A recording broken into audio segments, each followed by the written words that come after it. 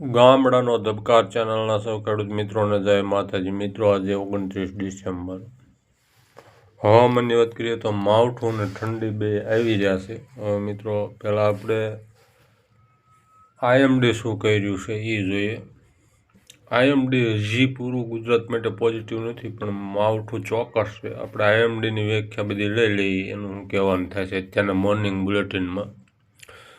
મધ્ય ઉષ્ણ કટિબંધી પશ્ચિમી વિક્ષેપ એટલે કે વીડી, જેની ધરી સરેરાશ સમુદ્ર સપાટીથી 5.8 કિલોમીટર ઉપર છે અને લગભગ 30 અક્ષાંશ ઉત્તર દિશામાં લોંગ રેસ સાથે જોડાયેલી છે. ઉત્તર બાંગ્લાદેશ ઉપર એક યુએસી પરિભ્રમણ સરેરાશ સમુદ્રથી 1.5 કિલોમીટર ઉપર વિસ્તરે છે. ઉત્તર પૂર્વ આસામ અને પાડોશમાં સરેરાશ સમુદ્ર સપાટીથી 1.5 કિલોમીટર ઉપર એક યુએસી પરિભ્રમણ ચાલુ રહેશે. કોમરીન વિસ્તાર અને નજીકના દક્ષિણ પૂર્વ અરબી સમુદ્ર પર સરેરાશ સમુદ્ર સપાટીથી 3.1 કિલોમીટર ઉપર ઉપલા હવાનું ચક્રવાત પરિભ્રમણ ચાલુ રહેશે. મિત્રો, અરેબિયન સમુદ્રમાં આપણે નીચે તમિલનાડુ આજુબાજુ દક્ષિણ પૂર્વ બંગાળની ખાડી પર 92 અક્ષાંશ પૂર્વ સાથે 10 અક્ષાંશ ઉત્તર દક્ષિણ પૂર્વમાં એક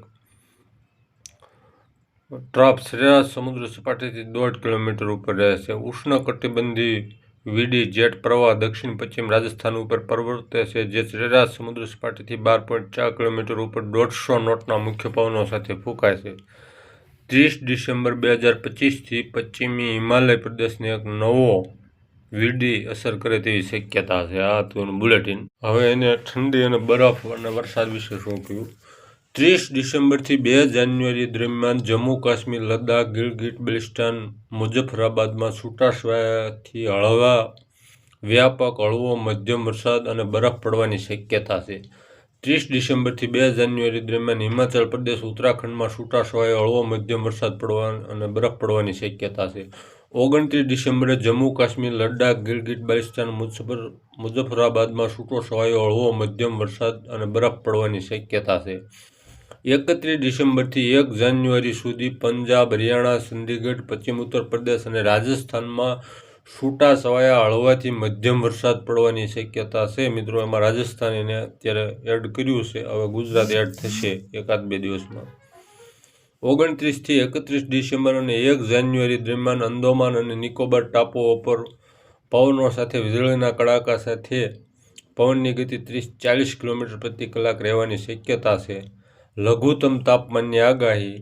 આગામી 24 કલાક સુધી ઉત્તર પશ્ચિમ ભારતમાં લઘુત્તમ તાપમાનમાં કોઈ નોંધપાત્ર ફેરફાર થવાની શક્યતા નથી અને તે પછીના 3 દિવસ દરમિયાન 2 થી 4 ડિગ્રી ધીમે ધીમે વધારો થવાની અને તે પછીના 2 ડિગ્રી ઘટાડો થવાની શક્યતા છે. આગામી 24 કલાક સુધી મધ્ય અને પૂર્વ ભારતમાં લઘુત્તમ તાપમાનમાં કોઈ નોંધપાત્ર ફેરફાર થવાની શક્યતા નથી અને તે પછીના 2-3 દિવસ સુધી ધીમે ધીમે 2-3 સેલ્સિયસ વધારો થવાની શક્યતા છે. આગામી 7 દિવસ દરમિયાન દેશના બાકીના ભાગોમાં લઘુત્તમ તાપમાનમાં કોઈ નોંધપાત્ર ફેરફાર થવાની શક્યતા નથી.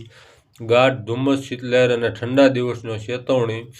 હિમાચલ પ્રદેશમાં 31 ડિસેમ્બર સુધી રાત્રિ સવારના કલાકો દરમિયાન ગાઢથી ખૂબ જ ગાઢ ધુમ્મસની સ્થિતિ ચાલુ રહેવાની શક્યતા છે. પંજાબ, હરિયાણા, ચંદીગઢ, પશ્ચિમ ઉત્તર પ્રદેશ 31 ડિસેમ્બર સુધી અને પૂર્વ ઉત્તર પ્રદેશ 1 જાન્યુઆરી સુધી ધુમ્મસની સ્થિતિ ઘટવાની શક્યતા છે અને ત્યારબાદ તેમાં ઘટાડો થવાની શક્યતા છે. 30 ડિસેમ્બર સુધી પૂર્વ મધ્યપ્રદેશ, અરુણાચલ પ્રદેશના અલગ અલગ વિસ્તારોમાં 1 જાન્યુઆરી સુધી ઉપ હિમાલયની પશ્ચિમ બંગાળ અને બિહાર, આસામ, મેઘાલય, નાગાલેન્ડ, મણિપુર, મિઝોરમ, ત્રિપુરા, ઓડિશાના અલગ અલગ વિસ્તારોમાં રાત્રિ સવારના કલાકો દરમિયાન ગાઢ ધુમ્મસની સ્થિતિ પણ રહેવાની શક્યતા છે. 29 ડિસેમ્બરે ઉત્તર પ્રદેશ, ઉત્તરાખંડના અલગ અલગ વિસ્તારોમાં 31 ડિસેમ્બરથી 1 જાન્યુઆરી 2024 દરમિયાન હિમાચલ પ્રદેશમાં ઠંડા દિવસની સ્થિતિ રહેવાની શક્યતા છે. 30 ડિસેમ્બરે પંજાબ, હરિયાણા, મધ્યપ્રદેશના અલગ અલગ વિસ્તારોમાં ઠંડીની લહેરની સ્થિતિ રહેવાની શક્યતા છે.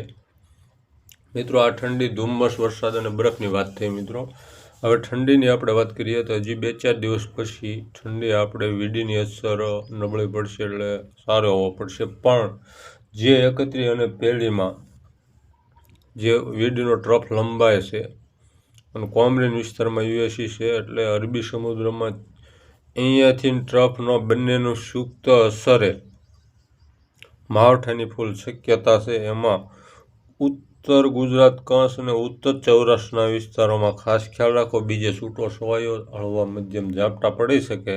બાકી એ વિસ્તારોમાં થોડો વધારે રહે એવી હાલ શક્યતા દેખાય છે. જીરામાં કોઈ તમારે પાણી આપવું હોય, પિયત આપવું હોય તો ધ્યાન રાખવું 2-4 દિવસ પહેલી પછી. અને કોઈ તમારે વરિયાળી બેસી ગઈ હોય, ફાલ ફૂલવાળું જીરું હોય તો તેને તમારે કોઈ ફૂગનાશક સુકાની શરમીની દવાનો છંટકાવ કરી દેવો. માવઠું ચોક્કસ છે પણ વિસ્તારો હજી ફાઇનલ નથી થઈ શકતા કે સૌરાષ્ટ્રના કેટલા વિસ્તારો લે.